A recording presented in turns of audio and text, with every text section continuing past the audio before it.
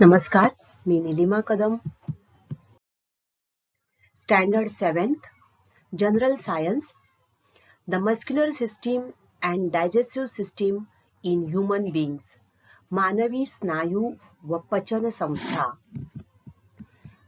विद्यार्थी मित्रांनो, मागील भागामध्ये आपण मानवी स्नायूंचं कार्य कसं चालतं, कोणकोणत्या प्रकारचे स्नायू आपल्या शरीरात असतात याविषयी माहिती घेतली आहे.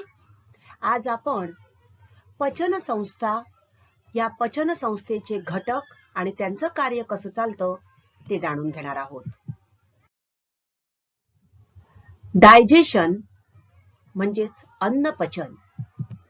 खाल्लेल्या अन्नाचे रूपांतर रक्तात मिसळू शकेल अशा विद्राव्य घटकात होणे या क्रियेला अन्न पचन असे म्हणतात. Dear students, we take food and with the help of this food we get energy, right? We get energy or we want energy to work. Now how this energy we get from food? The food, whatever we eat, what happened to the food we eat inside our body? So we eat chapati, rice, vegetables, fruits, etc. Now all these substances, whether they are in solid or in liquid form, but they must get converted into a soluble form so that they can be absorbed in the blood. Then only we can get energy from that food.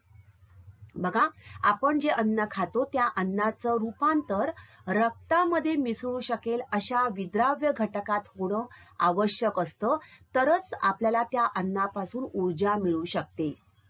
मग ही जी क्रिया आहे, कोणती क्रिया? The conversion of food into a soluble form. And whenever this food gets converted into a soluble form, then only it's some part of that food, it's get absorbed in the blood, and this process is called digestion. Now digestive system consists of different parts. For example, it starts from mouth, then esophagus, stomach, pancreas, gallbladder, small intestine, and last part of the digestive system is large intestine.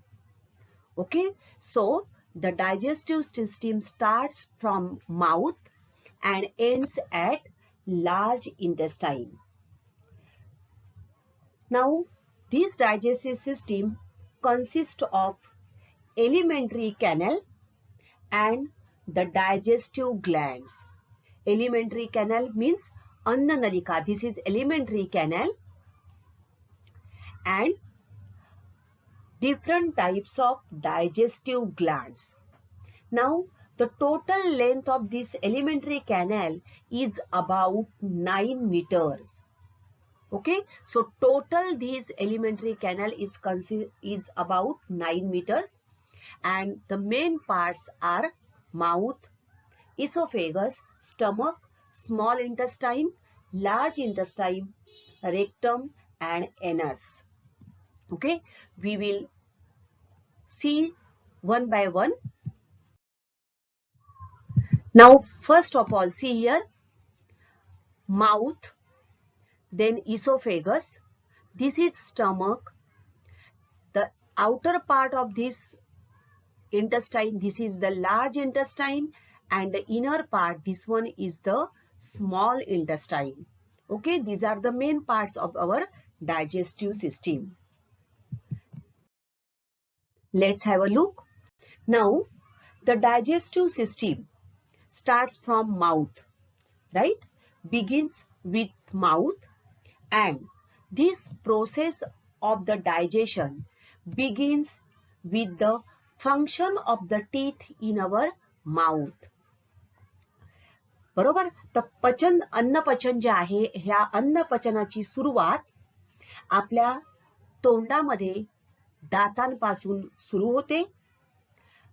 दात या अन्नपचन क्रियेतील जेव्हा तोंड हा एक घटक आहे, त्यातील दात हे प्रमुख होतात. कारण आपण जे अन्न खातो त्या अन्नाचं काय करावं लागतं, चावून चावून बारीक तुकडे करावे लागतात. So there are 4 types of teeth in our mouth, namely incisors, पटाशीचे Sule, they are 4 in numbers. Then canine म्हणजे Sule, 2 canines are there. Premolars म्हणजे उपदाढा, they are 4 in numbers. And molars म्हणजे दाढा, those are 6 in numbers. So in all there are 16 and 16, 32 teeth in our mouth. Now each type of tooth has a specific function. Okay? Each tooth is covered by a hard substance which is made up of calcium salt and it is called as enamel. तर प्रत्येक दातावर एनॅमल नावाचं एक कठीण पदार्थाचं आवरण असतं, जे कॅल्शियमच्या क्षारांपासून बनलेलं असतं. प्रत्येक दाताचं वैशिष्ट्यपूर्ण असं कार्य असतं आणि हे दात आपापली कार्य करतात, जेणेकरून आपण खाल्लेल्या अन्नाचा एक गोळा तयार होतो आणि हा गोळा मग काय होतो, त्याच्यामध्ये काही प्रमाणात लाळ मिसळते आणि मग हा गोळा जिभेच्या सहाय्याने अन्ननलिकेमध्ये ढकलला जातो.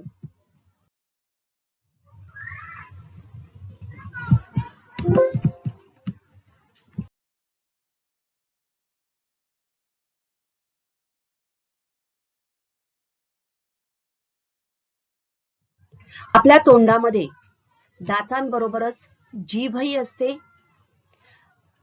त्याचबरोबर सलायवरी ग्लँड्स असतात, म्हणजेच काय असतात तर लाळ ग्रंथी असतात.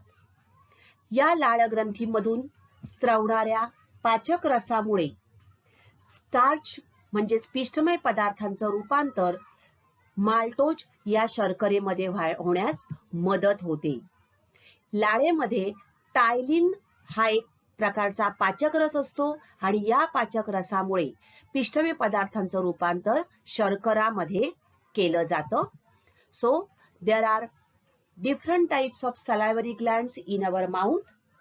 Now these saliva contain an enzyme called ptyalin. With the help of this ptyalin, starch gets converted into maltose sugar. Tongue. There are 4 types of taste buds on the tongue, that is bitter, sour, salt, and on the tip of the tongue there is a taste bud of sweet. Whatever food which is churned by the teeth is thrown in the esophagus with the help of this tongue. तर तोंडात अन्नाचा घास घेतल्यापासून या पचन क्रियेला सुरुवात होत असते.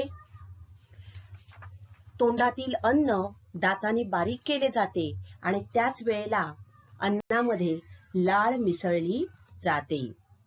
त्यानंतर हा अन्नाचा गोळा अन्ननलिकेत ढकलला जातो.